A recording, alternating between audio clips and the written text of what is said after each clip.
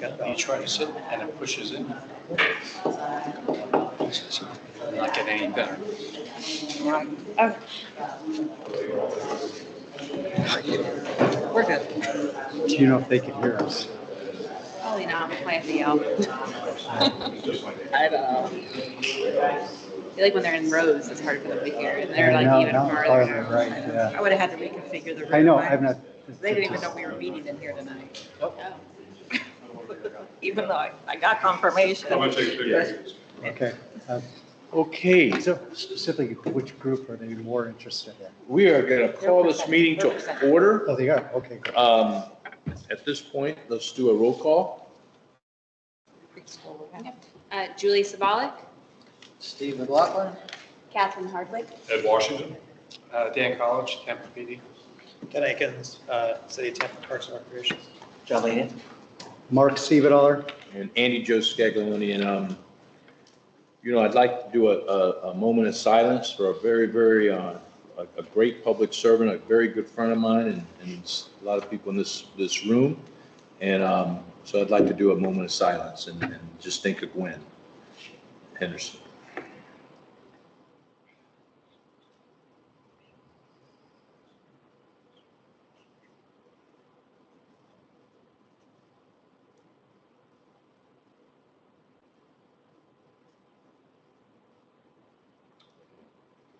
Talked to her daughter today, Ariel, and it's a tough time. And we're surely going to miss her. And the ironic thing is she was going to be here, I mean, wow, very heavy. Okay, so at this point, we will go with public comment.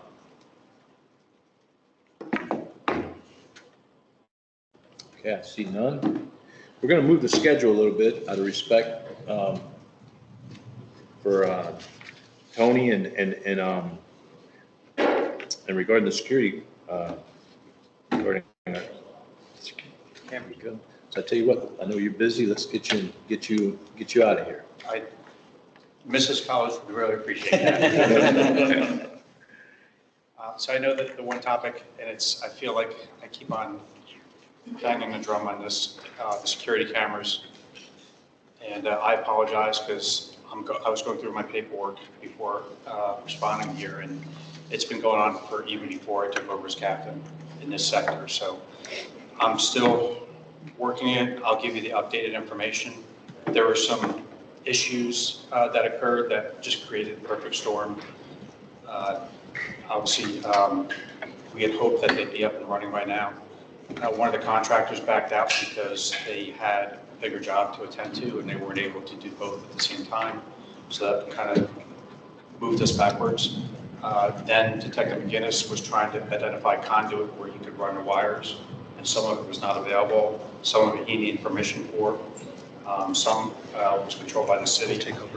And then they had to also go and hire another contractor to do all this. So just quick wave tops without, and I tried to keep it simple because this is way beyond my ability to understand when it comes to electronics. That's why I was never an electrician, because I would never survive. But so MGM Electric has been contracted by Rapid Systems to install the necessary electrical runs. Traffic locating crews are scheduled to mark available conduit. Rapid Systems will begin installations as soon as electrical runs are completed. So I'll continue to follow up on that. So there is progress. Talking to Detective McGinnis, once these runs are done and everything's set, like it should go pretty fast. But I know, not an excuse, but we have been very busy downtown. In Ybor, we received a grant from the state to install cameras in Ybor, so they've been working on that, trying to get it done before certain deadlines. And then also maintaining the equipment that we have downtown, because as you know, we're having more and more regular protests, and we like to monitor those protests by camera instead of in person, because observing in person just causes some challenges as well. It may tend to cause the activities to escalate, so we'd rather view those remotely. So it's problem solving every single day. Is that it? Questions? Any questions? Yeah, I did a couple of One of the things, I don't know if it's being filtered to you or not, we've been waiting to find out where the locations of the cameras are. Okay. Definitely would be appreciated. We believe there's 12, if that's correct. I looked at the original request, yes, 12. Okay, but if we can get, I mean, this is months and months, or at least asking the question of where we're going to get that, put the cameras. So, And I apologize, this evening, I tried to even dig, I thought I had the schematic of where they were placed, or Okay. projected to be replaced. I was unable to find it. It's either my email got timed out, and I have to go into an archive. But So Courtney, I know since we don't meet in July, so it's not August would be the next, is there a way that we could possibly get emailed on that prior to the August meeting when it comes available? yeah, and I'll work with Courtney, and then that'll probably be the most expeditious way to get that information out. Okay, Yeah, I can do an update email in Okay. lieu of the meeting in July. thank you. Any other topics, hot topics? Well, just back on your thing, so there's delay, you know, if you look at your crystal ball, so when would you possibly think we might be up and running here? I hate to answer it this way, but I'm afraid any answer I give you is not going to be right. I mean, I could say, a safe answer would be within a decade, but that's not appropriate. Yeah, well, So let me work with, again, I'll get with Detective McGinnis tomorrow, and I'll provide that information to Courtney so she can push that out. and again, respectfully, because, and you were correct on your statement at the beginning, it was before your time that this was started, and I'm believing this could be almost 3 year in the making of happening here. No, you're right. Okay. The first information I have is from 2022. Okay, so it's lingered for a long time. And I'm sure there's a little impatience going. I'm hearing from a couple other properties that they are looking also to install to their property exterior cameras. And so obviously it would be nice to know, not necessarily we need to know, let the community all know, but if we get questions while we're out there, then at least we can provide some guidance. Right. And that's why I prefer to delay the answer 24, 48 hours to you to get you a more accurate answer than, because once that information goes out, and I would be egregiously wrong if I gave it a timeline tonight, and then it's hard to pull that information back. Great. I have a question on, understand prioritization, Ebor took priority. Is there other areas that potentially would have a higher priority? Well, I wouldn't say Ebor was a priority. It was just one of the work projects that they were asked to do. Okay. Sometimes it's event-based, like we had the NCAA Final Four, so we needed to be sure certain cameras were working prior to that event. And some of the cameras are older on a system that, you know, I can pull up the list of cameras that we have access to, and if it's in the red, it means it's not operating properly. And every day there's red cameras, and we're constantly, you know, hey, I need this, and everybody's important. I agree with that. But they have to prioritize because they don't have the resources to solve every problem simultaneously. So sometimes it's event-based. Again, the protest, we actually, on one of them, when it really started to pick up, we had to install a temporary camera on a trailer just so we could have eyes on the protest.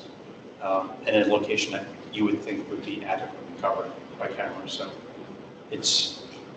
and they're out there in the heat all day, and they're doing a lot of the installs themselves. So a lot of the cameras aren't contracted out, they're installed by us.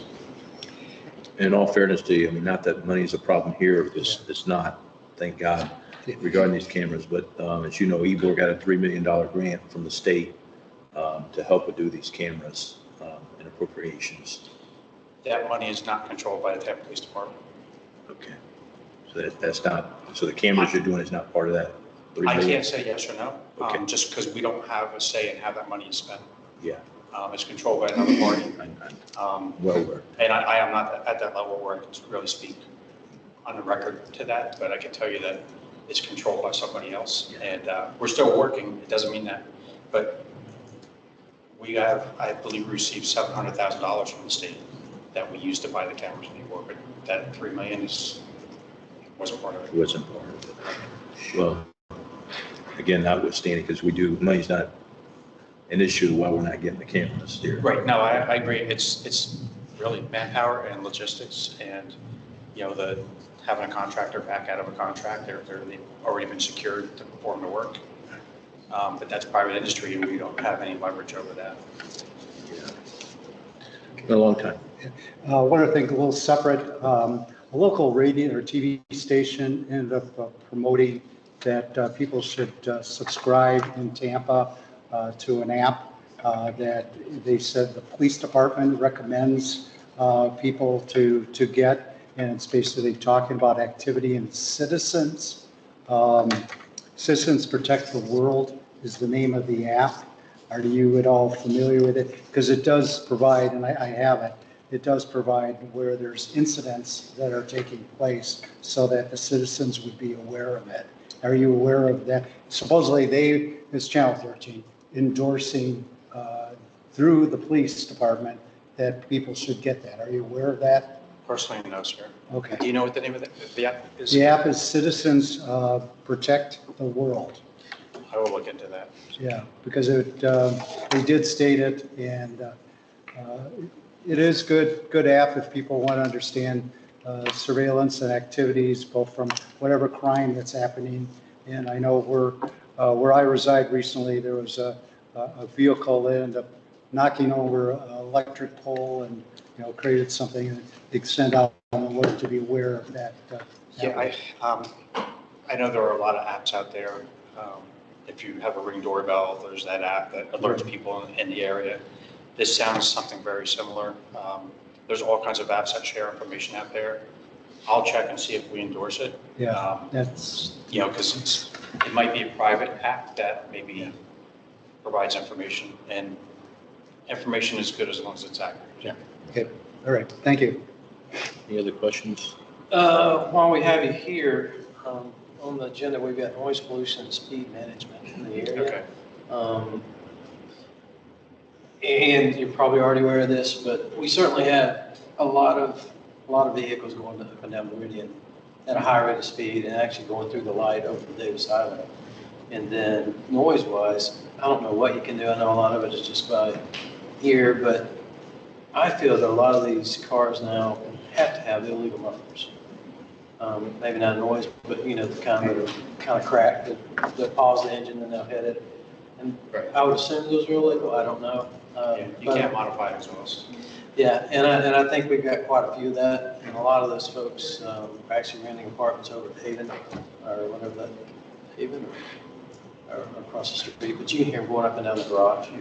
I just wish we'd have a little bit more presence maybe on Meridian and catching some of these guys, Okay. if possible. It's like it's multiple times a day. It's not like once in a while. It's right. maybe like 5 to 10 times Yeah. a day through like 2 or 3 in the morning. So we, In Genocide Drive at night. yeah, so let me address it one by one. So the speeding, yes, we know it's an issue. We regularly assign, our motor unit mostly works during the day, just because their responsibilities, escorts, traffic enforcement, so on. And then we have patrol that really covers the nighttime. And my sergeant downtown makes it a regular practice regarding traffic enforcement in that area due to my request to him.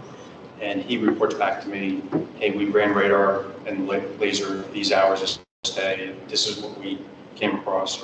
So I can't put somebody there 24/7, although I wish I could, but we do regularly conduct traffic law enforcement there, and I would ask him to step up his enforcement efforts.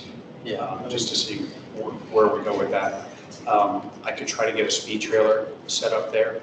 And what the speed trailer does is, not only does it give you the visual recognition of your speed, it records internally all the speeds. So we can see when this is occurring and narrow it down to a time frame to be more effective. Like you said, if it's more between 1 a.m. and 3 a.m., that's a lot easier than to say what time of day is best. Because you're going to have somebody speed there every single day, or every single hour of the day. But we like to narrow down the time to be more efficient with our efforts. That would be really Let me nice. look into that. Yeah, anything would help. If I could add to what you were saying on Meridian, I noticed personally in the morning when the expressway is coming east to west, and people that are coming off of the ramp from the elevators, These are some mad people. and they just go, and there's a school right there. And I've talked to some residents that the ability to walk to school crossing from our district to cross Meridian to that school is affected. Like, is there, I don't know if there's any school guards or traffic, to help flow the people walking to school. Yeah. But that seems to be a problem because they come speeding off the ramp, Let me- the light screen. And I can address that too. I mean, the crossing guards are hired by the sheriff's office. Yeah. And I don't think they really have the ability to conduct that level of enforcement. They're more there for safety, but let me work on also, since it is during rush hour, I can get our motor units out there. In Courtney, I'm not sure if, I don't know if is that walk light working? Yeah. Going from Publix across there? Because I've never seen the thing lit up green. It works. Does it? But still, when it's the speed of people coming off Yeah. in the morning, especially to get down to Jackson. Unlike, As far as the noise, some of it is really not a lot that can be done. There are high-end vehicles that come off Harbor Island that have factory exhaust. And if, people are playing with the gas pedal and such, and it echoes off the buildings, that's a challenge. There's a noise study currently being conducted by the city. They've hired an outside contractor. They've already had one virtual public meeting, but I believe they're going to have two more, at least one, if not two more, and they're going to be blended virtual and in person. And I'm on that committee, so one of the issues I brought up was, noise downtown that, echoes off buildings. I don't know if there's a way to reduce that or mitigate that. Because if you can't change a factory exhaust, but can you impact how that exhaust, can it be deflected? Like we all know, like if you have a house and you don't have any carpeting or curtains, it sounds different than if you muffle it or insulate it with different strategies. So I know you can't get them all, but there's definitely a few that got to be modified, the way they do it. there are actually. But there's certainly some of these newer high-end cars that are just loud. Yeah, I'm not making excuses, I just know that some cars, because I don't like loud noises. I hear it and I look around and I'm like, okay, well, it doesn't need to be modified, that is the normal. But a Mustang or a Corvette, it's loud. Yeah. They're factory designed to be like that, so how do you mitigate that sound? And they love hearing you pulling downtown and echoing through the place. But even, not even, I understand the echoing, but on Chancellor Drive where there's an open space, I think there's a lot of cruising at night, where people, like bike gangs, gangs isn't the right word, but people that are all driving similar vehicles, and I live right on Chancellor Drive, and a lot of our people in our building do. And so I guess there's some echo coming on our side, but it's also an open space. I think it's mostly at night due to these groups that are going down that way. I'm sure there's no doubt, I'd be safe to say that, it's a group, or groups that, car enthusiasts, they all want to drive together. And, it's, as a kid, you drive under an overpass and you want to hit the horn or hit the gas. It's just humans being kids again. But no, we can definitely step up our enforcement efforts with that. And then I could also, once I learn of the next meeting date, I can let Courtney know. Yeah. I anticipate it being maybe later this month. They wanted me to be present. I'm out of town like 4 days near the end. So they said, we won't schedule it until you're here because, I don't know, maybe just because I deal with noise pollution a lot more than they do. Okay. Yeah, that'd be great. Good. Thank you. Thanks. Okay. Thank you very, very much. I'll just make one last announcement, just kind of like the PSA, but there's a scheduled protest Saturday afternoon in front of City Hall. And you have no indication, or there's no indication it's going to bleed over into the Channel District. Most of these protests stay static, and if they move, they just stay downtown. They walk up towards Curtis Dixon. They'll do a couple laps. But just to make people aware that there's a scheduled protest. We don't know what the intent of this is going to look like. It's changing rapidly, and now there's more scheduled protests occurring in Pinellas County than here. In fact, Tampa was taken off the list from this one group, but more prepared that just because they took us off the list doesn't mean people aren't going to show up. So just so people are aware traveling through the area. Same with what's going on in LA. It's all in support of that. Did they give a time? 3 o'clock to 6 o'clock. It's 3 p.m. to 6 p.m.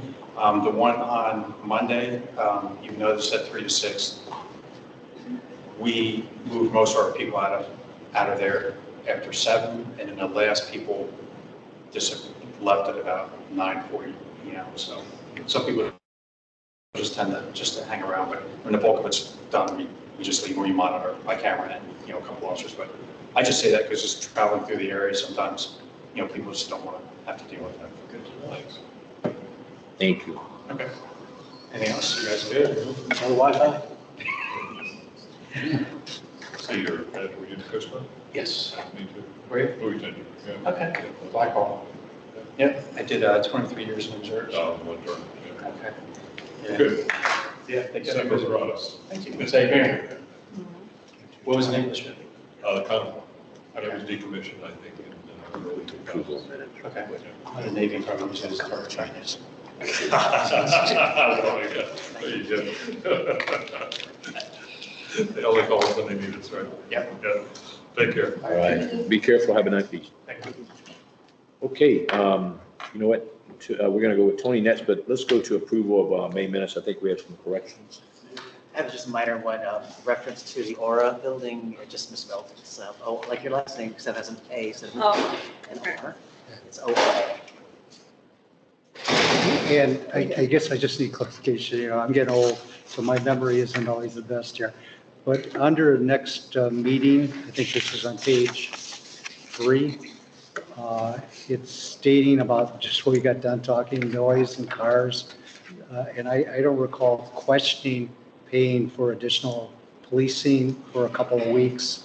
Yeah, Julie, do you remember if it was you who mentioned that? Someone did say, if that were an option, maybe for. Oh, yeah, that was probably me. 'Cause I remember us talking about like the pressure washing and we just Yeah. increased pressure washing. Right. So the idea of like, could we just do additional, yeah, that's something like I would say. Yeah. So, but the way it reads is I'm questioning us even doing it, and I don't remember, So it's like, Sabalik asked if we could, maybe. unless I'm misinterpreting, it says, Steve and I are questioning paying for additional policing for a couple of weeks to Oh, help and maybe reduce. I had an S and maybe it was symbolic, I should have put. So, but you're saying it sounds like we're questioning Yeah. if we're gonna do it versus Right. like, we just Yeah, asked if the question, Yeah. could we do Oh, this? yeah, absolutely. That's my initial interpretation, that I was like against the idea to do it. Oh, I see. And that, I don't believe that would have been my intent. Okay. Okay. Thank you. So It's like- based on those changes, anything else? Okay, any other changes? See none? Need a motion from minutes? Second. Okay. See no other changes, signify by saying aye. Aye. Okay, good, thank you. Tony? Want to come up there? Yeah, come on, sure. First, let me start with echoing your sentiments about what Henderson to still processing that loss. I want to introduce Napoleon. I'll have Napoleon talk a few words about it, but as we are moving forward, I sometimes have a conflict. I'm also on the Mayor's Hispanic Advisory Council, and I'm seeing if we could change the date of maybe meeting, but we want to make sure that somebody's always here. So Roger was nice enough to come here last time. But I wanted to introduce Napoleon, who I will be tag teaming with. You'll see us both here sometimes, or maybe just one of us. But wanted to make sure you introduce Napoleon. Thank you. Welcome. Thank you guys for having me. So Napoleon Rossi, I'm kind of a boomerang. Left about 5 years ago, came back. You guys have done a lot in 5 years here in Tampa. So Vice President of Guest Engagement at the Florida Aquarium. So thank you guys for having me. Look forward to being part of this. Welcome back. Thank you. So I'm done in 5 years. Yeah, thanks for having it. We're happy to have Napoleon back.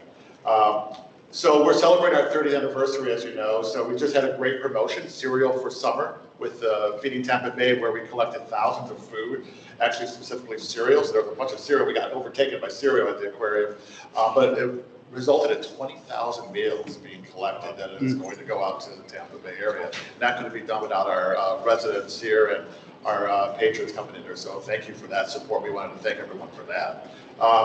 We have an exciting time coming up too. We're about to open up our new tide pool area that's going to happen, probably next month, we're thinking, right?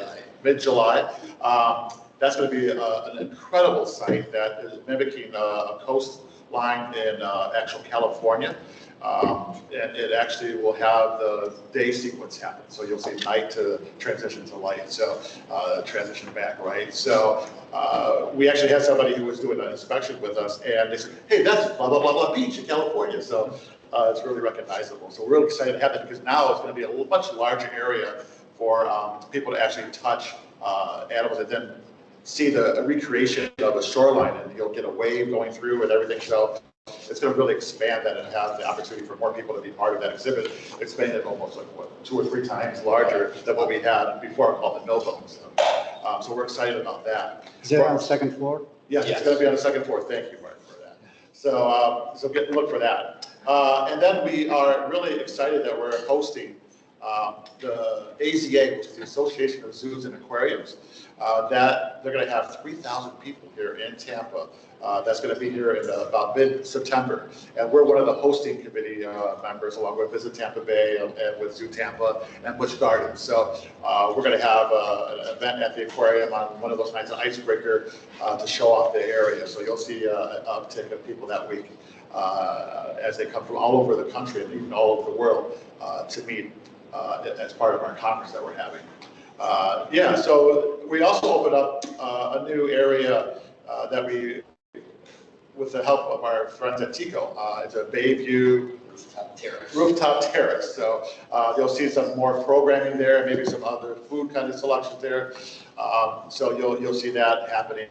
And finally, we're redoing our Cafe Ray, so that's going to be opening up very soon too. So right now we've moved everything outside, so it's kind of like just a great area except for the people to be outside. But then it's going to be really modern and much more supportive of people to have real great entertainment, but also be able to have great food there too from our SSA partners. So that's some of the exciting new things happening at the aquarium. So, yeah. Lots of stuff coming up. Any questions of Tony? Awesome. Well, thanks for having us. All right, Tony, be careful driving. Thank you, and welcome back. Okay, out of respect, we're getting out of time. Let's move this agenda around a little bit and go to CRA grants and policy update.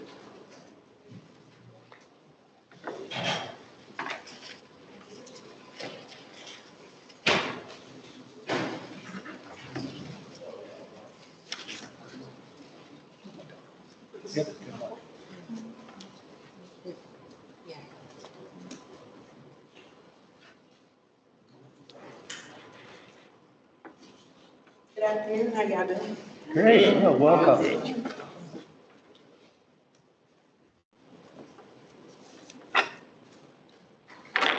Perfect weather for a presentation.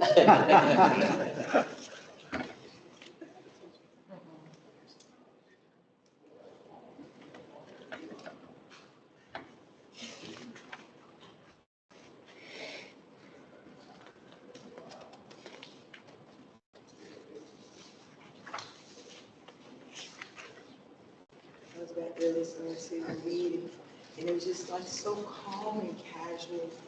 I was like, they sound like they're discussing stuff over dinner. They're a friendly group. Yes. We even like each other. That's even better. Yeah, That way we don't have any nerves while Yeah, I we're know. there, so we appreciate it.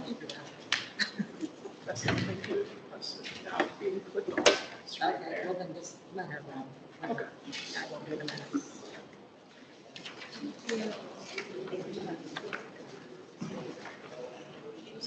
But it's up here. All right. Good evening, everyone. We are your commercial grants division. I am Dee Reed, the Economic Development Coordinator, and these wonderful ladies with me. We have Celeste, Tiffany, Andrea, Katrina, and these are your Economic Development Specialists. We are the team that would work with you all if you come in and you submit for any of the commercial grants that we have, okay? So we appreciate you allowing us to come and present to you tonight. We've allotted 20 minutes at the end of the presentation to answer any questions that you have.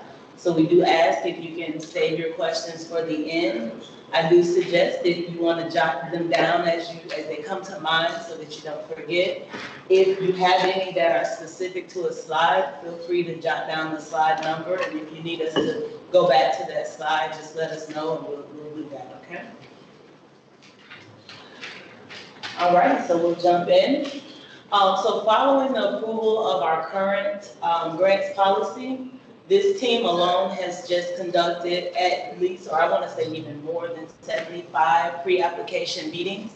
That's not even half of the inquiries we've just fielded, just answering questions, filling people in on how the grants works and things like that. Going through those discussions, we've identified several areas in which we've seen that there's areas for improvement. Some of those areas include elements that may not have been outlined clearly in the policy as well as the grant descriptions. Guidelines that are not quite accomplishing the board's intent.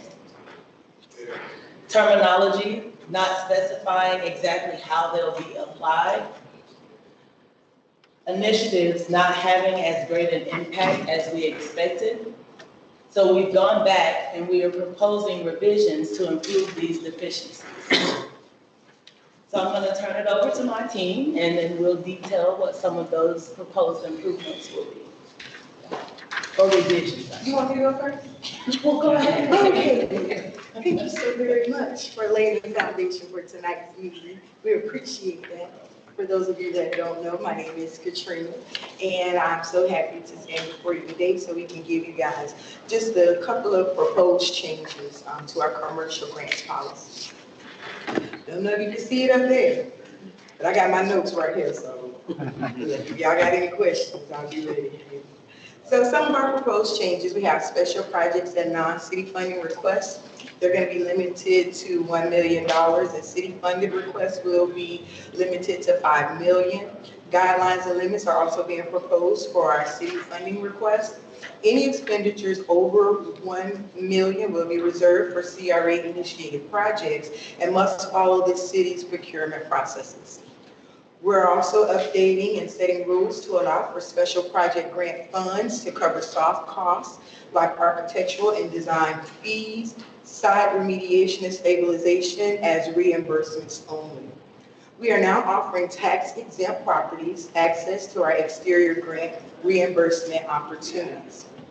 We heard you guys, so we're trying to put it in there. Now, unfortunately, I do have some breaking news for you all. Due to the city's ethics policy, CAC members are not eligible for special grant funding. That means you guys, right? But you may still be able to apply for our standard commercial grants, which would be our interior and exterior or pre-development. Also, we will be removing the limit to our legacy credit based on the owner's tip contribution per property and define how often that property can receive legacy credit. Now, I need you guys to join along with me. Can everybody say next slide, please?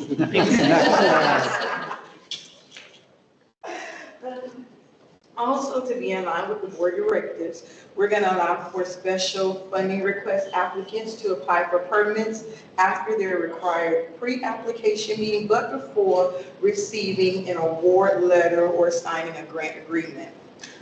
Also, we're revising our tiered funding by merging levels 1 and 2 into a new level 1, renaming the top tier as level 3, updating the processes for CRA-initiated projects, and finally requiring agreements and restrictive covenants for all of our agreements. We're also proposing policy updates to outline the appeals process for staff award decisions and find valid reasons for those appeals. And finally, we're updating the grant policy to include new residential grant processes to include items such as the awards process, AMI limits, the application steps and more. And if you're interested in anything regarding our residential processes, we will be happy to connect you to our residential team, because we're the commercial grants team. Okay? Right. Some of the proposed changes are simply clarifications of our existing internal policies that appear to be a potential confusion point for some of our applicants, such as defining our intended meaning for commercial use and mixed use, consistent with the definitions already established in the city zoning code, universally applying the prohibition to reimburse for sweat equity for contractors that have a familial or financial relationship with the owner or the applicant, and specifying that property owner's attendance is required for all pre-application meetings. We've also added more specific language to allow monthly progress payments and define the initial deposit amounts for those applicants using the direct contractor payments process. Next slide. And some of the recommended changes only apply to specific grants, such as for our pre-development grant, we're changing the structure to a consolidated scope of service, establishing a timeline to start construction of a design project, requiring repayment for design ultimately never constructed, updating the professional services contracting structure, and providing additional scoring opportunities to qualify for a grant. For an exterior grant, the amendments include adding art installations such as murals as eligible improvements and updating the scoring matrix with additional bonus point opportunities.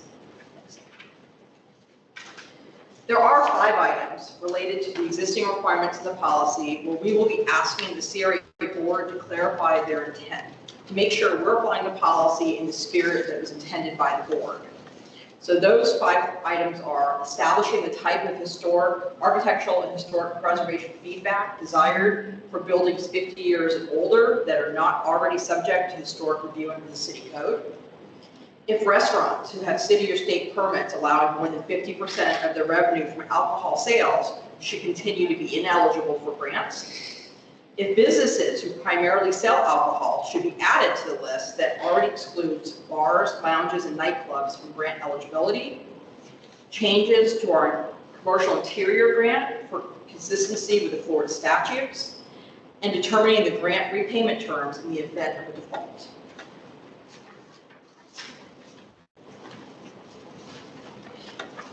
This is a recap of the changes and how they impact specific grants. Revising reimbursable improvements. Art is added as a reimbursable improvement for the exterior grant, and there are proposed changes to what is covered under the interior grant. Adding language referring to the definitions of commercial and mixed use in the policy. So the definitions are added so that it can specify what each word means in the exterior grant and the interior grant. Adding additional point opportunities to the application scoring criteria. So additional points have been added to the scorecard for exterior, interior, and pre-development grant. Adding language referencing the appeals process outlined in the policy. So the steps to appeal the decision is outlined in the policy for the exterior and interior grant. Restrictions granted, added construction timeline, and incorporated payment terms. So it is proposed that the pre-development grant levels 1 and level 2 be consolidated as one, and incorporating the timeline and payment terms for that. This table details the proposed revisions made to the special projects and funding requests. For requests less than $500,000, they will fall under the special projects category. For requests over $500,000 and all city requests, they will be funding requests. We're also proposing to establish a maximum award percentage to contribute towards overall project costs. For the 4th revision, we're proposing to establish parameters for allocating a portion of the award to soft costs and specifying them as reimbursement only. These include architectural design engineering fees, permit fees, and site remediation and stabilization. We've proposed to revise the required waiting period to apply for another grant for special projects. And lastly, we're proposing revisions that would allow for special project and funding request applicants to apply for permits after the successful completion of pre-application meetings to obtain application required estimates for the proposed improvements. However, work will still not be commenced prior to receiving an award letter or executed grant/funding agreement. This proposed revision will be both for special projects and funding requests. So that concludes the proposed update portion of this presentation. We want to remind you that if you're interested in initiating the application process, or simply just have questions or want more information on the grants, please visit the website shown here on this slide. The request for consultation button you see here is what you would click to submit an inquiry, where one of us staff members will get back to you. Great job.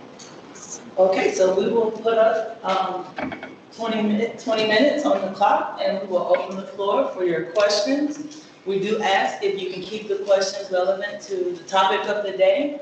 If you have any specific project-related questions, please reach out to our office and we can get into those level of details with you. But for tonight, if any questions you have regarding the policy update, you can try to answer them for you. In the last segment there, it was talking about the allocation portion of soft cost. Is there a targeted percentage, or is that what you were working on for a certain percentage? I'm sorry, I didn't. In the last slide there, it talked about an allocation portion of soft costs in a percentage. It's 1, 2, 3, 4, fifth one down again, or? Establishing parameters for allocating a portion of award to soft costs. Is there and specifying them as reimbursement? Are y'all working on targeting a percentage, or is there an established percentage? I think it's 20%. So 20% of the overall award amount could be allocated for soft costs. Great, thank you. We didn't want to put a number because until the board has that discussion, they can change that. But there was a target right there. Yeah. Okay, thanks. This is a question, and might be not the smartest question, so please bear with me on this. Referencing to getting a grant, does it require the person that's submitting it is submitting on behalf that potentially could be revenue generating for that applicant, or does finance money not get involved at all? And the reason I'm asking, let's say some property owner or whoever wanted to increase the appearance of his landscape. Okay, it's not a revenue generating anything. Could they get a grant on something like that? So the way our exterior, hold on. Did anybody want to answer that? Or do you want me to? I want to try to give everybody an opportunity to speak. You got it? Yeah. Okay, go ahead. So I guess first off, landscaping wouldn't be a primary improvement of an exterior grant, it'd be ancillary. Okay. So they wouldn't be able to just get a grant for landscaping. But for the exterior grants, if they wanted to do specific facade improvements like, fixing masonry, foundation stabilization, windows, doors, stuff like that, they would have to do that as a primary improvement, and then they can also include landscaping as an ancillary improvement. Gotcha. And I believe it's 20% up to 10,000? Nope. 20%, just 20%, okay. Okay, so murals, where do murals fall? Murals is Currently murals aren't allowed in the grants, in the exterior Okay. grants. It's one of the changes we're adding is to add murals as a reimbursable expense, as an ancillary expense. Okay. So you couldn't get a grant just to do a mural, but say you were going to repoint your brick or do some, improvements to the outside of the building, something structural, then you want to put a mural up when the wall was stable, right? Then you can do that, you can put those two together. Okay, thank you. And that was a very good question. Huh? Were you going where we've been before? A little bit, Okay, yeah. that's good. Yeah. I do have one more question. On the pre-development grant, it talked about is it an established construction timeline. Is there an established construction timeline, or are you targeting one? Right now, it's not. In the grant, we're still in the process of trying to go through the city's RFQ process. So Right. it's not available yet. Okay. So there, but it's not, there's not one in there now. In discussions with the attorney, we were advised that there needs to be one put in. And I believe we talked about a year and a half. I was gonna say, yeah, that's where I was thinking. Yeah, and then, and there's also depending, we are the intent is to be very involved in that process. Sure. So if there are legitimate reasons in which, the project is delayed, there is the opportunity to request an extension. Gotcha. So, And that 18 months is for them to start the project, not complete the construction. Oh, yeah, right, But right. for them to do something else, either apply for an exterior, interior grant for construction costs, Right. or submit a permit, or to do something to move the project forward. Design permitting the whole 9 yards. Right. Correct. Okay, great, thank you. And I believe the extensions are approved by staff. yes, either myself or, the director. Correct. I think the first one, we can approve at my level, but if there's a second, it has to go to the director.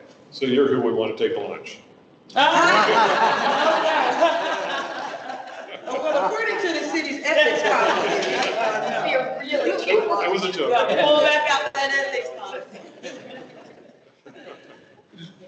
Thank you. Yes, no problem. Any other questions? No? Oh, wow. well, we just want to tell you guys that we really appreciate your services to be a valued member of Channelside CAC. We do appreciate the volunteer hours that you put in, all the hard work and everything that you're doing to the community. So thank you guys very much for allowing us to come before you tonight. Very nice. I'm sorry this is late, but can we get a copy of this presentation? Sure, we can send one out. Or did you have hard copies here, or did you? We did not print out hard copies because, and honestly, sometimes as we're That's getting fine. feedback No, from no, the no, board, that's great. it has been changing, and so our hesitation is Yeah. get something Save out and paper. then it changes. What I'd like to do is get through the board, tomorrow once we get through the board, or at least all the CACs, then I'd like to be able to send it out. That way I know you're not getting something that's gonna change. That's okay. Yeah. It's a living document, so as she gets updates, she's trying to update as we go along. Thank you for your service too. Thank you. You're welcome. Thanks. You're welcome. And I'm worth it too. Oh, no.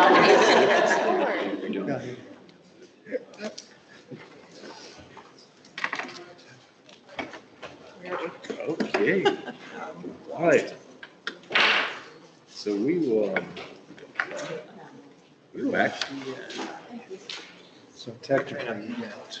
If you want, I don't know what I'm going to be doing here. Obviously, we're going to represent it.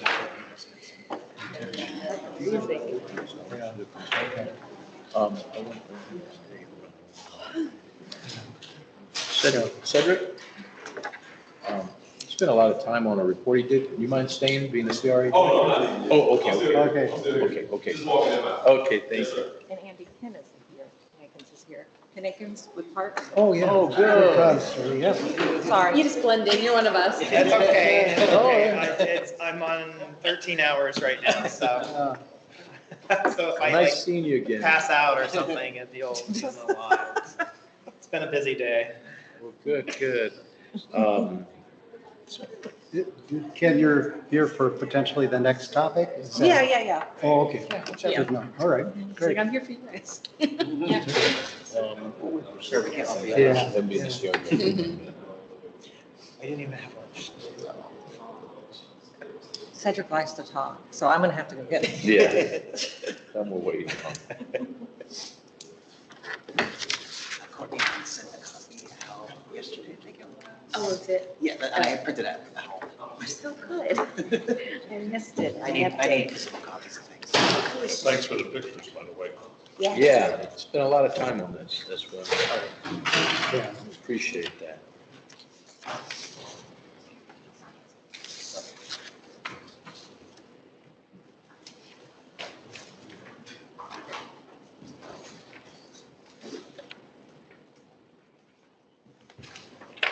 Should I go ahead? Take it Okay. away. Great. The next one is what's classified as the CAC focused areas identified in May.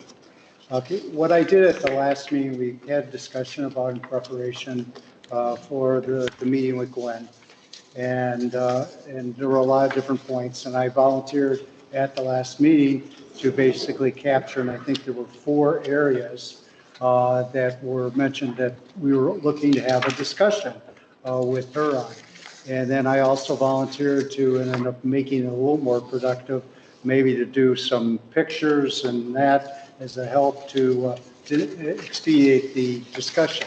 Again, the whole thing was intention was to have a discussion agenda to be able to go.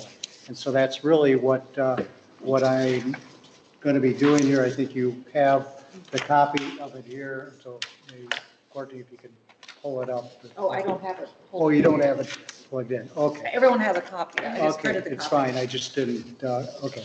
So the 4, and this is why I struggled a little bit on this because the part I still don't understand is relative to sunshine. Is my intention was strictly capturing what we had talked about at the previous meeting and to basically make sure I've captured it properly and to get people's opinion to be able to do that. I was instructed that I could not circulate this to you to get as an agenda discussion topic, okay? So I apologize that you have not seen this. No, I sent it yesterday. Well, prior to basically asking for their input to see if there's any corrections or things that would need to be done. Okay, so the 4 topics were landscaping and irrigation. The next one was the parks commitment, and then drainage infrastructure. Steve, I know you seem to be very passionate about noise pollution also, which we got done just talking about here. So if I can ask you to go to page 2 as part of the discussion, and again, not knowing how we want to flow, so this was for Gwen to be able to respond. So I'm assuming I'm just covering this. And because we already talked about this, are we going to have discussion on this? We've already talked about this. So I don't know where we go with this, other than me showing you what I put together. Is that what the intention is? Well, and I had invited Ken for the purpose, Dan College, Captain College and Ken for the purpose of if we wanted to go forward with any discussion, Ken is here. And that's why I had College here for the noise pollution.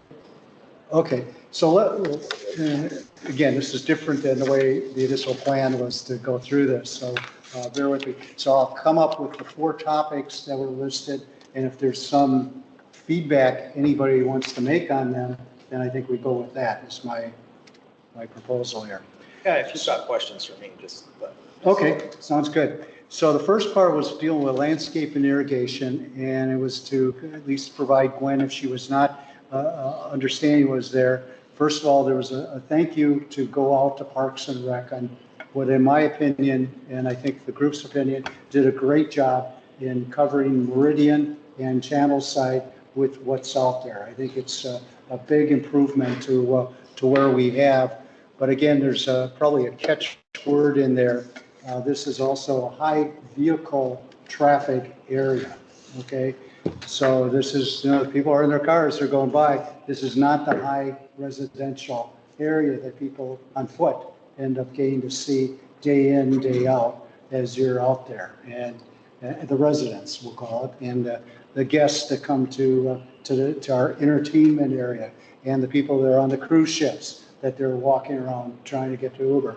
And so I think that's where that led into the next couple of pages, which had to deal with, we have areas that are within the infrastructure of Meridian and Channel side that probably could use some definite TLC that's there. So, and then to talk about it, one is obviously we have a beautiful park that was put in a couple of years ago, which was Madison Street.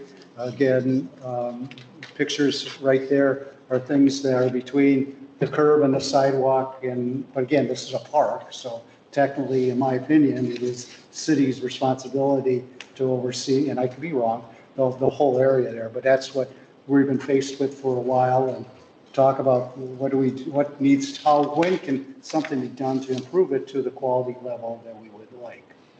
So I don't know if you want to talk You want me about to something. address, we've got a couple of things there. Yeah, okay, You want me go to go ahead and address a couple of those? Yeah, go. Okay, so on the, as far as going through the neighborhood, I have a contractor who's going to be going through the neighborhood. They were scheduled to start and they had to postpone briefly, but they're picking back up. I've been in contact with them last week. They told me they're getting ready to pick back up. The actual owner of the company is the one who will come out and oversee it. He's very, very, very picky. And he was in the hospital, so he had to postpone some of the work that he had scheduled. He's been ill for a little bit, so, but they are getting ready to pick that back up. And their plan is to literally go street by street and start redoing stuff as we put things on there. Oh, great. Power's gonna go out again. Yeah. So that is the plan right now. So that's what I have them doing. We're gonna try and chip away at it. It's not gonna be one big push because they have many other areas throughout the city as well. This is the same contractor that oversees all of the medians through the entire city. So they're going to chip away at that. And that will also address the front of the park where we lost the trees when they blew down in the hurricane. Great. That's going to also be addressed. So they're going to be a part of that as well. It's just that I hate to say this, but patience, please, because it's going to take them a while to chip away at it. And I know you've got staffing issues Yeah, and all that. we're a team of 8 for the entire city. So we get pulled in a million directions. So, and that's why I have to rely on the contractor for a lot of the stuff. And we just had a turnover for our staff. Do you have an idea once it commences, how many months or how long the time frame it might be? I don't have a time frame on it just yet. I have the contractor telling me some areas are worse than others, and so he has to source plant material and the whole nine yards together. And we have to watch because some of the areas we don't control on some of the streets, which they know that because they're the contractor, they've been the contractor for years over some of this as it's come online especially. And so there are areas that that we don't oversee. It was put in by the development put some of that in, and they control what's behind the curve. We've talked about that. Yeah, because that's the city code, is anything behind curve is technically the property owners. Channelside is a very unique area with the city maintaining behind the curve, which is usually not.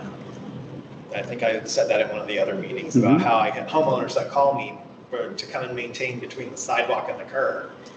That's in the city code for the homeowner to maintain, not for the city. Go ahead, John. Sorry. Have you identified yet a prioritization? What streets, or is that going to be after the walkthrough? It's pretty much all the streets need addressed. And so we would like to we started on the most east side, and we'd like to just move westward through and then catch the streets north and south. So like from Channelside Drive going west? Yes. That's kind of the plan right now. Unless there's construction going on in an area and we have to skip something, that would be the only way that we would go on to a different area. But that's what they've been told to, that's how the So the question, because I've heard you mention that basically the interpretation now is from curb to sidewalk is the resident's responsibility. But I also thought at the last meeting it was discussed that's based upon the initial infrastructure being put in place for that to happen. Well, that's why I said it's different in the Channelside district, because the city put in, or the district itself put in stuff that became the property of the city, irrigation and things like that. And so that's why that's maintained. But when the building itself puts it in, it's the building's responsibility to maintain that area. Okay, but even if the rationale for why things were put in, and again, don't really want to go that far down the dirty laundry, but there is situations where one property, I'll cite it, Fitzgerald, for example, they have cited that they have put something in that area. They're not all happy about. They spend a lot of money in putting green carpet in there because in their letter, They have no confidence in the city that they would have put in the proper irrigation and the proper landscaping in that area. And there's other ones that also have that same voice. So I think the opinion here is we try to rectify the areas that are not in the quality level that we believe people should be living in for our residents. Can we get a clean start and start again where the city provides, since nobody could provide a contracts telling us who signed up to take care of this property and who didn't, or is it the city? Can we at least get the city to provide the proper services in that area? Because if you don't have irrigation, and I would believe the city controlled the irrigation to go into those properties, then and it's underneath the sidewalk, who's going to take care and have that happen? That would be up to either if the Who's metered? Wouldn't it? it would be, what was that? Who's metered? Yeah, it would be who's metered Yeah. normally. That's how we, The city or the individual? the city or the individual. But it's irrigation. like over at the Port Garage, okay? So dealing on 12th Street, from the Port Garage on that whole 12th all the way up to Cumberland and even beyond, I mean, you've got broken irrigation pipes, you've got all that there. I really, and the other things, I don't think you have a metered, there's a meter there for that. I would have thought that that would have fallen within the city to take care of that area. The landscaping around parking garages falls on parking. Parks and Recreation does not maintain any of that. Okay, so separate department under parking. Yep, they have their own contractors, they have their own everything. If it's a city garage. Okay. So I've always been wondering about the Port Garage. So the Port Garage is owned by the port? Or is that owned by the city? The Port, yeah. port, because it was owned by the city and they sold it or whatever. Do they have landscaping with the port? A landscaping division or something? We have a facilities division, that's why I'm making a note right now. Yeah. And I'm going to follow up on that. Yeah. Especially around 12th. Yeah, that's why I'm at 12th Street. Yeah, the day I met you with Charles, you know, it was, yeah, if you'd walk down to 12th, you'd definitely see I mean, it's broken, there's nothing there, it's all weeds, there's nothing, and I mean, this is the high traffic area going to Sparkman Wharf, going for the whole residential area on that side on 12th. I have to say, I've never walked by there. Yeah. So But it is, okay, so that just happens to be one. I will. That areas like that and city buildings actually are, the landscaping around city buildings, they're, the maintenance contracts for those are held by the facilities. Our facilities department, actually. We don't even, like around our own building, if it looks ratty, we do go out and we try to do something with it because it's our building, but it's technically a contract for our facilities management. So, I mean, so who then monitors that it's to the quality level? So I'm hearing the pushback is that you're going back to the property owners to take care of that and maintain it, but is there anybody, I mean, the city goes through. The city, every department for the most part, well, any department that has a contract, that has contractors, has contract monitors. And so the contract monitors are the ones that go back and check on the contractors when they service the areas. At least that's what they're supposed to do. What other departments do, I do not know. Okay. I know what we do for our department. I have one contract monitor who oversees over 700 sites. Yeah. So overseeing, because when you get to the next page after this, you know, you start seeing, you know, where there's some issues that exist out there. Which department within the city would at least, again, I'm hearing responsibility is the property owner. Okay, I get it. But who oversees to make sure the property owner is Code. Is what? Code enforcement. Code enforcement. Okay. Yeah, so if the property owner's not doing something that they're supposed to be doing, code enforcement can come. But usually that's going to be growth. It's not going to be. It's going to be what? It's usually just going to be like growth, like grass growing. It's not going to be grass disappearing. Yeah, but I mean, you got also like in one of the pictures here where, you know, tree got leveled, whatever. Or something. So. Yeah, if there's a hazard there. Yeah.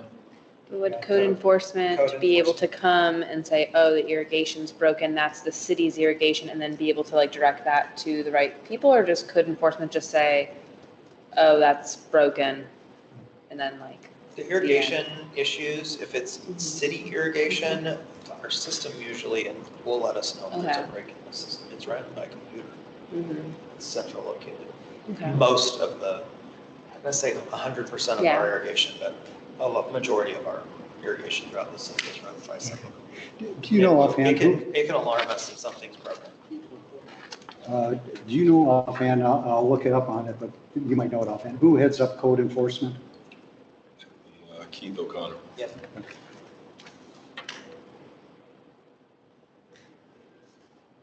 We have at least 5 separate jurisdictions. Yeah. Responsibilities for that. They do. Yeah, and the code enforcement, they're all split up into different things, so they're in different jurisdictions. Okay. Any other one in that section? Because the next one is, next topic, we'll go back to page 1. Parks commitment. Parks commitment, the page there was taken out from the community redevelopment contract, I will call it, that was done by city council approved. Maybe it didn't get in here. Oh, here it is, on parks commitment. Okay, and this is one section pulled out where if you go to point 3, the city council approved this and signed off on it, that they would be exploring opportunities to create larger, greater than 5-acre parks and expanding public access in the waterfront relative to, this is specifically the Channel District, okay? And as I think we know, I hear different percentages thrown out. I think we're somewhere closer to 10% of really where we are supposed to be on our objective when it comes to parks. 11 to 12. 11 to 12, thank you. By the Land Institute. By the Land Institute. Okay, so we're significantly shortfall, and then you have stated in the agreement supposedly that the city council, whoever within the city, is supposed to be looking for something for us within 5 acres. Now, I think everybody's going to say, well, where are you going to get 5 acres? But the question is, you do have that shortfall of being 80% short of where we should be. And again, this isn't going to, it was a discussion, where do we go from here to try and get closer to what the objective and agreed upon sign off of commitment that the city was supposed to be doing. So that would have been a question for Gwen, just providing some direction of where we go from here. And Cedric, do you have any?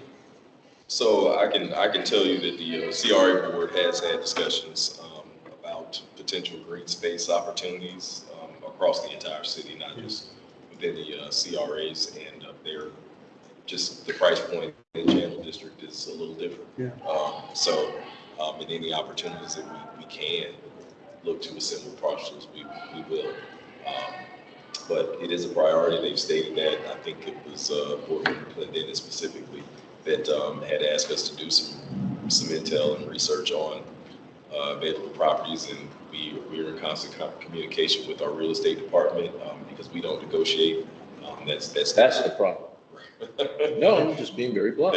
Yes, understood. That's their role, but that's how it's structured. So ultimately, we work with them, and we're ultimately the funding source if and or when an opportunity arises. They bring it to our attention, or it could be vice versa. But they handle the overall negotiation and process moving forward, and then we seek the approval of the Community Advisory Committee as well as the CRA board for purchase. And again, I don't know, Cedric, if you don't mind, where do you reside in Tampa? Outside Temple Terrace. Okay, very good. As you look at the city and downtown city, okay, the city has done a good job on the west side of our downtown. They've done a pretty good job in the central part of downtown. We are the east side of downtown, and we're the one that's lacking. You've got Julian B. Lane, you've got Curtis Hickson, you've got Perry Harvey in the middle. We have absolutely nothing even close to that in our area. Again, you could say the predecessors of city, long time ago, blew it, okay, when they should have been looking at a proper vision to take care of the east, the middle, and the west of our property, okay? Unfortunately, we missed that opportunity to some degree, but it seems like the ball really has to be picked up aggressively to try and salvage whatever can happen up there. I don't sense that that is happening, and that's my opinion. I don't know what the rest of this group feels here, but we've got to find a way to better parks. I know maybe there's something that's hidden that we're not being shared with, and I guess I can understand I don't have a vision. But one area that has always been brought up that has some acreage to it is city-owned property that is to the east side of Channelside and runs from York to Cumberland, which is a dirt parking lot right now. I call it dirt, but land parking area. And we've all talked here in previous, and these guys, I feel sorry for them hearing me talk about this. But we've always talked about, couldn't we get a parking garage, even though I know it's $100,000 per parking spot to build.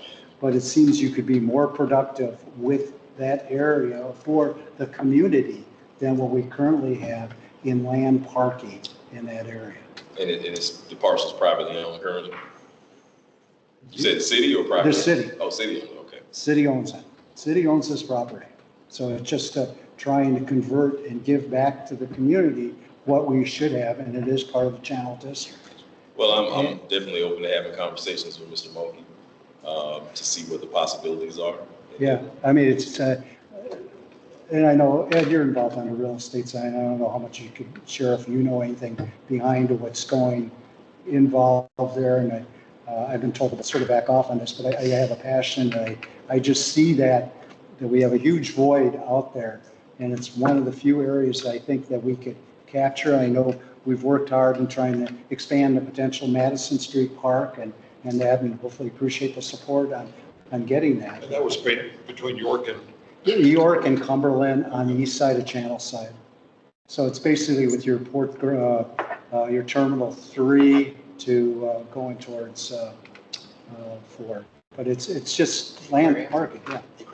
Yeah, people call it aquarium parking. I mean, the aquarium people park basically about 3 blocks away to go to work over there. But it's just basically parking.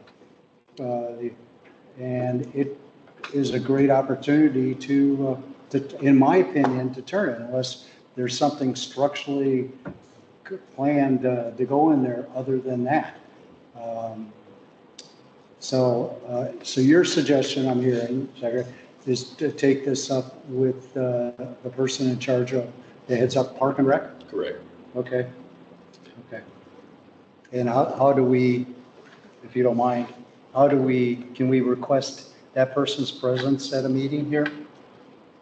For future, do you think it's valuable? The group. Again, I'm trying to lead a discussion, but unfortunately. Yeah, I know we wanted an update on Washington Square Park, so I wonder if there could be like a combo moment with Tony, because what I hear at every meeting is that Parks and Recs is inundated and busy and behind in projects, and I want to be another reason that they're behind in projects by adding more to their plate, but Well, does if it have there's, to be Tony or is? right, to see if Sure, it's, he's probably got a right hand. you would hope.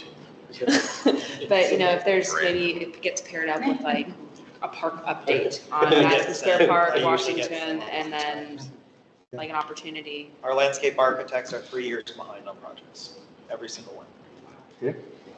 Yeah, you know what I mean? They need like just a park update or, you know, status on Washington Street, you know, Madison, and then. Maybe if Cedric just initially gets the information. And I don't know that. Talks to him and. I think you're hearing us, Cedric, that we have failed. Channelside, you know, the city has failed, and I'll say a lot of that's the real estate department has failed to acquire property throughout the years. What they think is expensive becomes cheap 5 years later. We would have looked like, you know, real estate tycoons. So just understand that the support we need from your group and that we want more. We don't want, you know, more buildings don't excite us. Adding to the tax base don't excite us. We want quality of life. for these residents and for their dogs, for their kids, and for their self. And that's really, really our focus. I mean, if you ask us, our main focus is to create more green area. And if we have to overpay, we have to overpay, okay? 1 and 1 doesn't equal 2. I mean, it equals 3 sometimes. And time heals. If you don't acquire the dirt, you don't control the dirt, you got nothing. And that's the problem. We haven't controlled the dirt. Point taken, and there may be some creative options that we can look at also with you know, maybe some parcels that aren't owned within the city to create recreation space. Yeah, I know funding, I'm sorry, let me just finish. I know funding a lot of times comes up, especially with the city, but, you know, we'll call our, unfortunately, Channel District is financially, I hate to use the word rich, but we have money. And I mean, so money, some part of the money shouldn't be an issue being able to be funded by us to support this cause that is supposedly was the direction of the city to complete. And the CRA, Mark, they have public, I mean, they have said it, that buy dirt. I mean, they have gone on record to say you can't go wrong with buying dirt. So we just got to get real estate to present it, get it under contract and present it to the CRA board. Now, that parking lot south of York is not controlled by Parks and Recreation. That's a parking lot. So it's parking. It could, well, someone within, some entity within the city controls that. Yes, correct. It would be the parking division that would control that. You heard us, let's move on. Yeah, okay. Okay, Very you good. get it. I get the gist of it. Steve, do you want to maybe talk about the drainage infrastructure? And yeah, I know you haven't really seen about, and I've not put you on the spot, but I know No, I mean, again, it's the same thing I continue to scream at the towers where I live. We need to get ahead of this, the drainage, and I just feel that we're setting ourselves up. I mean, Water Street has created a bowl, basically, between us and the garage, and it's affecting a lot of that area up and down Meridian. And it's just going to take the right type of rain or the right amount of rain to do it again.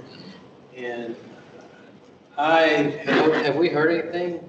I thought the last time we were going to get with someone about maybe coming out and doing some extensive investigation of the pipes and the. Yeah, well, we're in discussions with, active discussions with stormwater. Okay. Because you get mixed messages, you know, with anything else. When you talk to some of these guys who are actually doing some of the work on Meridian, you'll talk to them and they'll go, oh, there's clogs all over the place. And they're not with the city. But then when you talk to the city, oh, we're cleaning them out regularly. Right. Well, last year we got caught and we had a flash flood, which we know it happens all over the city. It's happening in Nebraska right now. I saw that in some of the heights. And, but it didn't used to happen. And this is just kind of new. And if I'm not mistaken, the port owns that retention pond next to the towers. I'll have to ask. Yeah. And there's a couple of things with that, Ed. It's, I don't know if that thing is functioning properly. I mean, it seems to hold, I know that it's supposed to hold water and it's supposed to get to a certain point and it goes into the pipes. Yeah. But it's been holding water for a long time. It doesn't dry out when it used to. And then also the fencing around that is pretty ratty. I think a car may have tapped part of it and they've really just got it up with tape. So if it's the ports, I wish they would address that. But, you know, I just, if you're already in communication with them, all we can ask is that they come in and do a thorough investigation, because apparently they found where some of the pipes weren't even finished initially going down Channel side. I'm afraid that's the case going down Meridian as well. Right. And I don't know if this would impact all the way where we were seeing water, but my understanding is they were seeing water around Grand Central during this specific storm as well. Anyway, I think a lot of it is because of the Water Street construction. And it's just pouring a lot more water from that area that didn't used to. So, You sent me an email tonight about the parking garage items. Okay, sounds good. Yeah. First thing in the morning, or tonight, actually. As long as sunshine doesn't. And I'll follow up. Okay, and then Good, okay, and the last one, which we pretty much have covered already, was noise, as I call it, noise pollution and speed management. The one thing I didn't want to interject the point, but I think people don't realize the Channel District. I think the Channel District, in some people's minds, look at this as being the entertainment area, and there's a lot of activity around us. But this is a very strong and growing very rapidly residential area. And that is the issue. I think, I can't believe some of these people that are creating these noise and speeding issues would actually, where they reside, would do that same activity in their neighborhood. And so that, the point was covered, obviously, with the police here tonight, is that maybe we just need to have some extra, getting a couple people pulled over and stopped a few times, that's being monitored, maybe would cut it down. I know the city has a big problem with the noise pollution. I heard from several residents that attended the recent forum that I think the city put on concerning noise, and basically the comments that I heard coming back was, we don't have any problems compared to what some of the other areas within the city have. But again, we are residential. We've got, it's right in front of our living quarters that this activity is taking place. So, please note it. Okay. Well, thank you for all the time. You spent a lot of time on this. Absolutely. And very much appreciated. Very much appreciated. That was fantastic. Okay, we will proceed. Ken may be excused. I'm gonna make He's it had a long next day. Had a long day. Hey, Thanks, Kevin. Thank you. Yes. Always nice to see you. Yes. Thank you. And anytime you have questions, just let Courtney know. She'll reach out. Appreciate you. He's being modest. They just got recognized by the mayor this morning, so. Did you? That was our one. That was one of, you have to understand, my entire team is a bunch of introverts. And so they get called out by the mayor for what they do. They don't like that. We got on the elevator, there's 8 of us, so we had to take 2 elevators. And I left the 2 ladies that work for me, who are the worst introverts, on the first floor. And I got on the elevator and the comment was, they're gonna run. They're gonna run. And we got upstairs and they came up on another elevator and I'm like, oh, you made it. I go, you didn't run? And they started laughing. They go, we talked about it. So, yeah, we did. Congratulations. Yeah, thank you. Thank you, Ken. And like I said, any questions, just let Courtney know. She'll reach out. Thank you. Okay. Courtney? Okay, so, yep, so AMD Auto, we discussed a couple of months, and there is going to be an offer presented to the property owner. And I believe, what's that, the legal document was going to be prepared this week for delivery to the property owner? That's what I'm hoping. For consideration of the offer from the city. So it's still with real estate, managing the process. So we're just allowing that to play out, and hopefully negotiations will go smoothly. Okay. The old firehouse is not available for sale. The old firehouse, that's right there. Right next door. Yeah. Yeah. It is.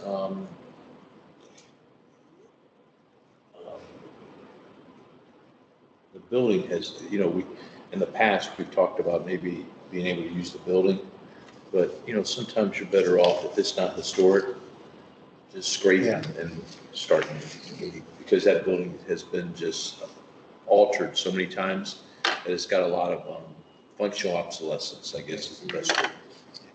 There's a thought for the people that have not been for a lot of years here. It's been talked about as a community center. And could it be right in the center of potentially a park now? Listen, it's definitely on our radar, because that would give us more expansion of a current park. If we get the A&D, get that. I mean, now and then we got a window coming off of Twigs. Right now, let's face it, nobody even knows there's Madison if you're going down Twigs. There's a little breezeway, it's 10 feet, maybe even that. Put your email on there. So definitely on the radar. Yes, sir. Okay, great. Okay. Okay.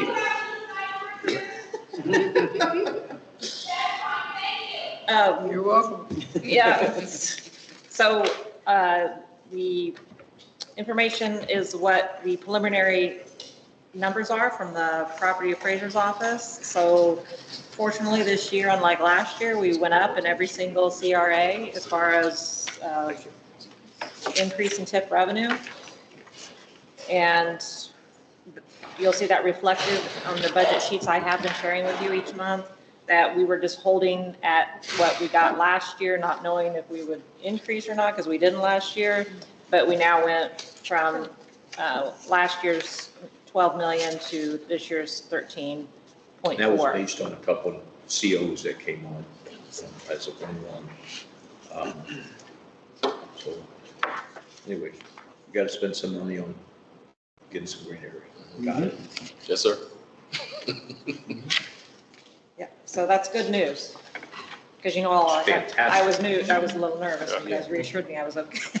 Yeah. We had a deficit there. Have faith. Yeah. I kept on telling you, there's new product coming on, and there was going to be CO this year, and it did. But Yeah. 1.9 million.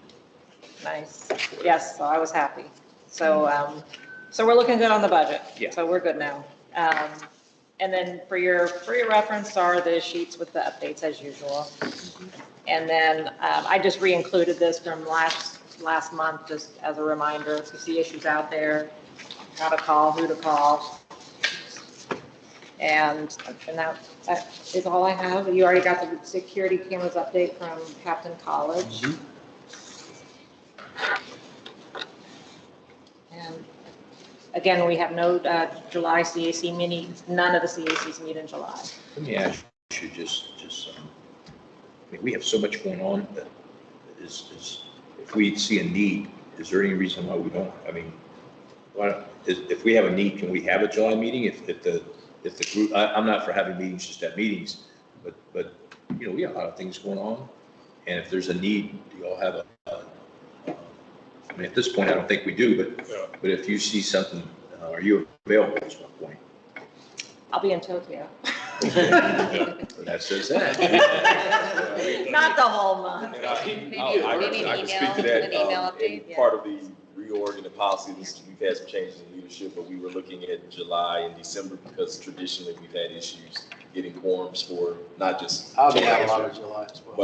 But people are traveling, kids are out of school, taking kids to college, things of that nature. So that's why we kind of looked at those 2 months to just essentially be meeting free period and just as absolutely necessary. If it's not too much work on Courtney, maybe just like an email update, because I know we've had a lot of questions. We don't want a month to go by with no action. That's the point here. The port does not have a board meeting in July and everybody scatters, but the room could be available. The employees will be here. That's about the only time I take a vacation, when we don't have a board meeting. I only take. That's why I'll be in Tokyo, just because we didn't have July CAC meetings. Right. Say no more. Yeah, because I mean, you've got the 4th is a Friday, and so you got the 2nd would have been a Wednesday. But let's get a People report. take off. Let's get, because I just want progress to keep on going, and I just don't want a month to go by with nothing. I mean, we got to keep on pushing. That way we can always, in July, email Courtney some additional questions that maybe she can have ready for us for the August, so it feels like it's still moving. Yeah, it wouldn't be till like mid-July or third week of July I could get something out. That's why we just want to show, we want to keep on putting our foot on, I guess. That gives us a couple weeks to review what Courtney gives us and then see if we have any questions. That way the August can still feel productive. Yeah. This is, as you can see, this is a very engaged group, a very sophisticated group. Absolutely. We show up to have good meetings, we care. Yeah, there's no drama, as you can see. I mean, we work very well together. Thank you. Unless you talk about the green carpet or car drive-by, flooding. We work very well together. Yeah, we're pretty spread out within this district too, as far as where we live, so we get to experience a little bit of all of it. Yeah, it's a good committee. Okay, well, at that point, new business. I see none. Announcements and CAC members. Again, our heart goes out to Gwen and her family. And Mark? I will, when I stepped out earlier, I took a call from City Hall. There will be a special acknowledgement on the front of our meeting tomorrow. Yeah. And I know the family's invited and board members will say a few words and some things of that nature. So the meeting probably will run a little longer than traditionally. So we'll be because bringing we're snacks. allocate some time on the front end to acknowledge her as the CAC chair, or CRA chair, I'm sorry, excuse me. But I just wanted to bring that to your attention. So it will be televised or on stream. So if you're available to watch, please do so. And then as we get more information, I know that we did update or send out an email to all the CRAs, CACs related to her passing. We'll disseminate the information the same way as soon as we receive it. Thank you. Very, again, thank you for all your hard work on that. Okay, thank you.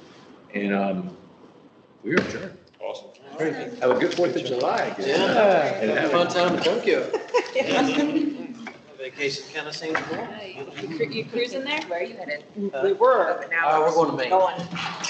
Figured it out. That's what I like. any relations that you'll have there? No, okay. I like adventure. If you ever want to take a cruise, talk to Courtney first. She's the guru. Yeah. That's what, we were gonna be doing a cruise for this, Y'all have a but. good evening. Changed it up. I guess I'll see you Wednesday. I need to talk to you. It'll be I good. used to cruise a lot. Yeah. I do only Royal Caribbean. Huh? Okay. I do Royal Caribbean Celebrity. Courtney, I'm sure I'll be talking to you Yeah. before that. Yeah, I think it was like 10 or so, 2 weeks, 3 days. Yeah, I'll be talking to you. But I'll do it again. I'm going to check the emails while we're talking. And I didn't have the email that I sent you. Oh. It's not raining tomorrow. Because I put that back in here. All right. Andy, good job. What happened? She had the interview, they think it'll be 2 weeks. Okay, good luck. Thank you for asking. You're the best board representative we have had.